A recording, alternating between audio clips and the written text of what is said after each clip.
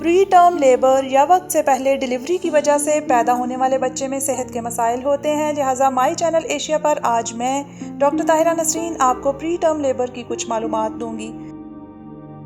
پری term labour کیا ہے؟ اگر ڈیلیوری 24 ہفتے سے 37 ہفتے کے درمیان ہو تو پری ٹرم لیبر کہلاتی ہے۔ 37 ہفتے کے بعد پیدا ہونے والے بچے کو ٹرم کا بچہ کہتے ہیں، اور یہ بچہ عموماً اس قدر صحت مند ضرور ہوتا ہے کہ موسم کے سرد و گرم کا مقابلہ آسانی سے کر سکے، لیکن اگر بچہ 37 ہفتے سے پہلے پیدا ہو تو پری ٹرم کہلاتا ہے۔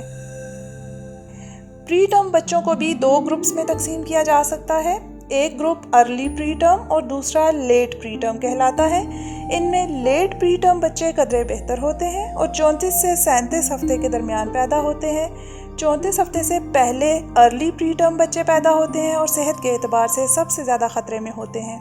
اب یہ جانتے ہیں کہ کون سی خواتین کو پری ٹرم لیبر ہونے کا زیادہ خدشہ ہوتا ہے۔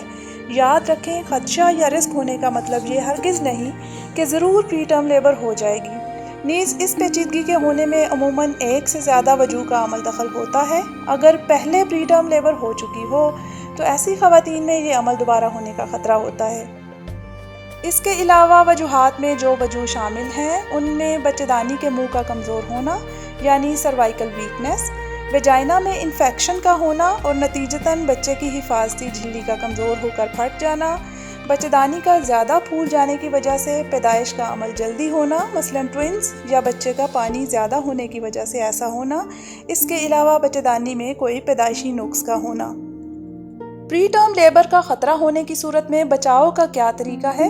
اس سلسلے میں اندرونی استعمال کے لیے کچھ گولیاں یعنی ویجائنل پروجسٹرون پیسریز یا بچہ دانی کے منہ کو ٹانکا لگانے یعنی سروائیکل سرکلاج میں سے ایک کا فیصلہ ڈاکٹر کے مشورے سے کیا جاتا ہے۔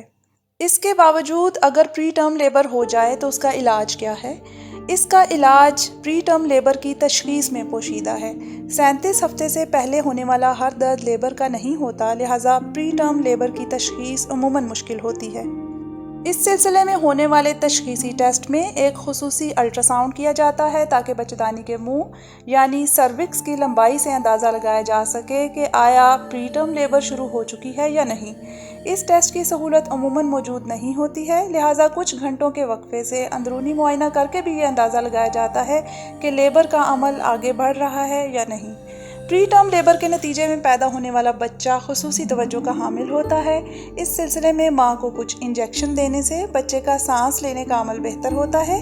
نیز ماں میں کچھ ایسی دوائیں بھی استعمال کی جاتی ہیں جن سے بچے کے دماغ میں خون کی سپلائی بہتر بنائی جا سکے۔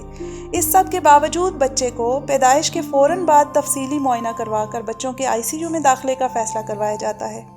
لہٰذا اگر آپ میں پری ٹرم لیبر کا کوئی بھی خطرہ موجود ہو تو آپ کو ڈیلیوری کے لیے ایسے ہسپتال کا انتخاب کرنا چاہیے جہاں بچوں کا ICU موجود ہو۔